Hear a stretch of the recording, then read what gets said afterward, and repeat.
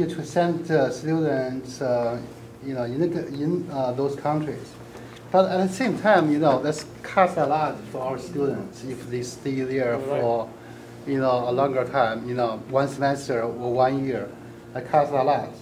And also, good point is students need, practical knowledge, skills. But this is not a professional training program. This is a BA degree. So at the same time, students need to study here at the university to gain general knowledge of Asia. So this is a balance, how to balance. It's a balance. Yeah, I mean, just kind of continue on the topic you just mentioned. I think especially for the business students who try to really pursue global business as their future in careers, and then those are the ones who care more to go into Asia to do a study abroad program or do an internship. So like you mentioned, if it's too long, it's getting too costly for the students, maybe as part of the internship, they could do it locally, with local Chinese-owned companies or local Chinese professionals. There are so many organizations or companies, here they could work with. So that could be part of the experience they can gain, locally instead of totally spent over there. Yeah. Which I think is part of where the internship would come in, yes. right? Mm-hmm. Is that it would be nice to have relationships with folks like you guys sitting around, and with your networks, so that our students would be able to stay local, not incur the expense of having to travel abroad so much. Yeah. And sorry. Yeah. No. Also, I don't know if you have mentorships programs. If you have like a group of leaders in the business, especially in the Asian communities, even somehow you can let the students spend enough number of hours with the leaders, with the mentors. I think that could be part of the internship because they could give you small projects on the side. You can gain insights, you can gain experience that way as well. Yeah. That's one other reason we have established this KSU Asian Studies Advisory Board. All of you will be invited back as mentors for our students. And that can be very valuable.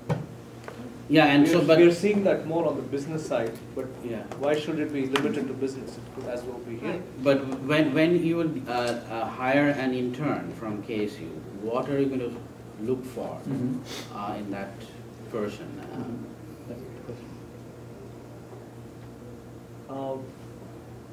See, typically, if you're a business, you typically look for business interns. Right? So you typically go away towards undergrad in business and say, because they understand some economics and some organizational behavior and various stuff.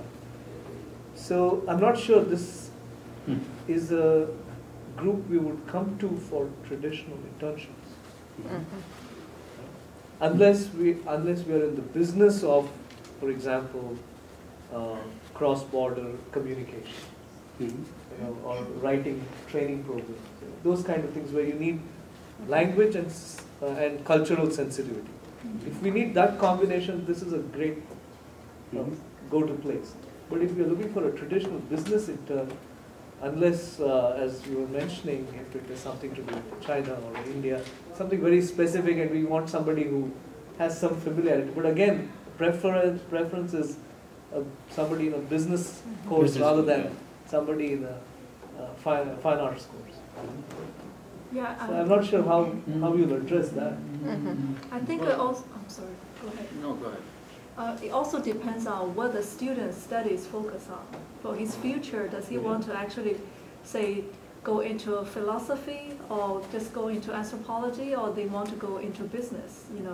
If it's totally culture philosophy oriented or psychology oriented, it's a totally different kind of acumen, business are looking for. Say, since we're all in business, what we are looking at a trade, for the candidates. We're not really looking for freshly graduated students.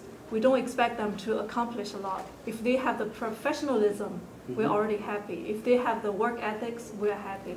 So what we're looking for in a fresh graduate is more like he can conduct a project or assignment you give her or give him in a very professional and timely manner.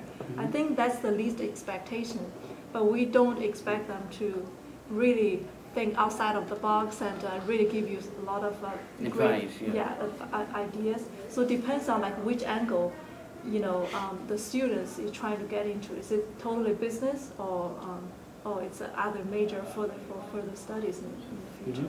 The language piece is, I think, going to be the really valuable piece there, because, for example, if I'm a law firm and I do work with Indian companies, Chinese companies, whatever, right? Then having somebody who speaks a language is always good to have in the team, because the partners may not be sensitive to a whole host of issues.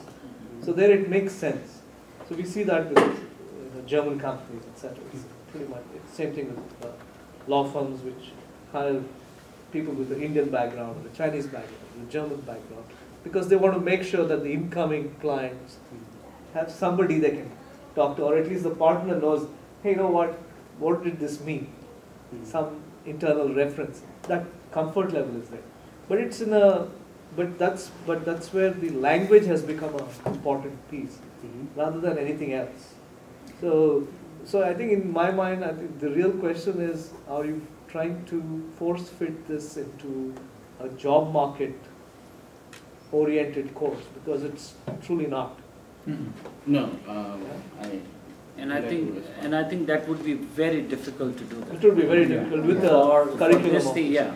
I mean, whether a student like it or not, probably, they would have a dual major, a BA in international or BIS or BBA. Then it's a great fit.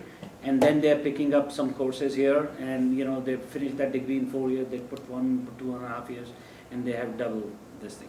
If they want to go in international relations, or they want to work for federal agencies or international organizations, non-profit organizations like CARE, they have lots of stuff here. U.S. Foreign Service. Yes, U.S. Foreign Service. You're giving it to them. Yeah, those kind of things. Those kind of. Yeah. It's a great. But that for us to put a cast that this graduate is going to go and work with JP Morgan would be difficult. Because we don't know whether that person is coming from finance background or not. And I think it would be too much for us to attempt to do at this stage. Because we need to have a pilot go. That's the driver. With with all the inputs you're getting, we need to have a pilot go, and let's see 1 or 2 batches, how do they do it, and then come back to that. Yes, but as advisors to the Asian Studies program, I think you are in both roles, as kind of as employers and also advisors, as if to look at this curriculum from a broader perspective. So, from your perspective of employing. Now, when you say that, but also from a broader perspective. Sure. So, question is not that. I would like to drill down. Okay, let's say, this is just an open question here. Why did you choose? How did you choose? What was your parameter to go with Chinese, Japanese, Korean, and Arabic? I can understand 1, 2, 3, but why Arabic? Somebody has to tell us that why Arabic. Okay. Can you explain? Yeah. Should I? Yeah. Yeah. So there has been debates about where you draw the line for Asia. So we see Arabic. I mean the Middle East is part of Asia, and we have over the years the CHSS has developed a lot of courses on Middle East. So that's why the Arabic is there. Also from a broader perspective of working in the foreign relations and international studies graduates who would like a double major.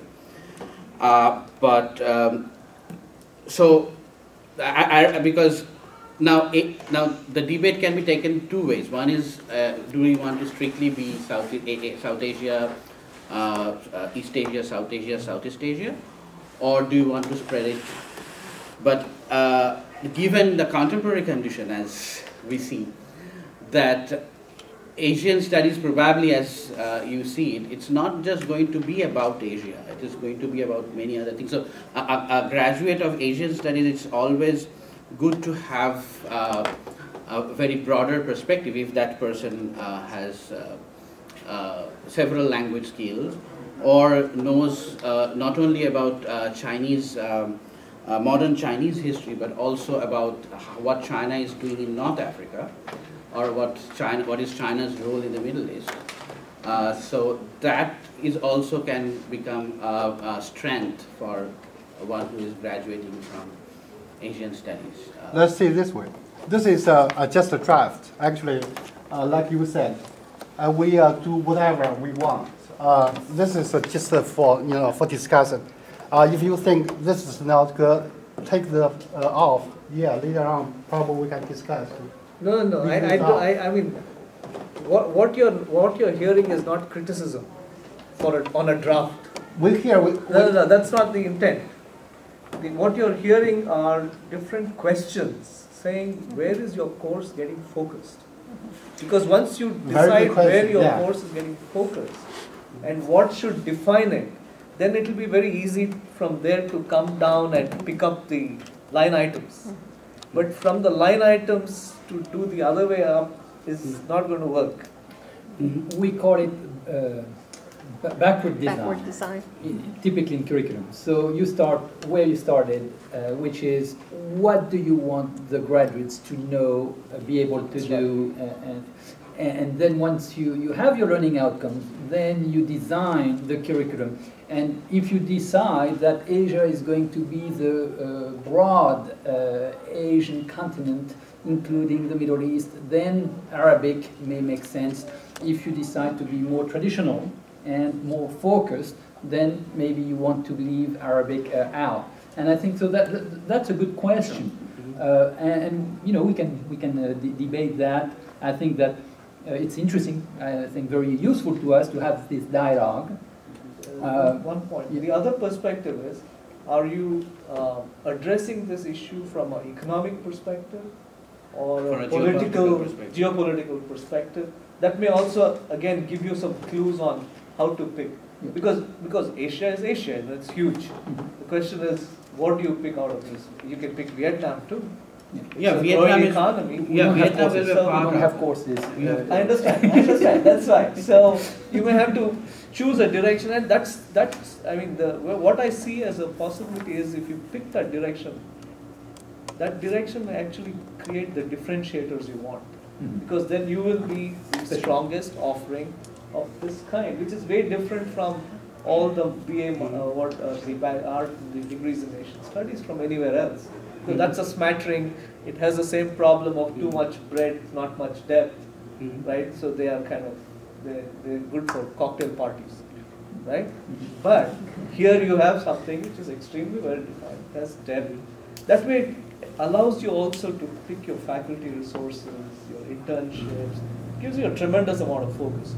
See, in marketing we call it segmentation, right? Because we can't be selling everything to everybody. That's not. I mean, you can try, but even a brand like Coca-Cola, I mean, it's a multi-billion-dollar brand. It does segmentation. You know exactly which product is going where, why? Because they have to. Otherwise, they can't focus their resources. Yeah. It's the same thing with you. You're not a consumer products now, but you're a university. You have limited resources, you have limited expertise, and over these, if you want to build this into a best of class Asian studies program, then you need to pick your battles. Yeah, absolutely. So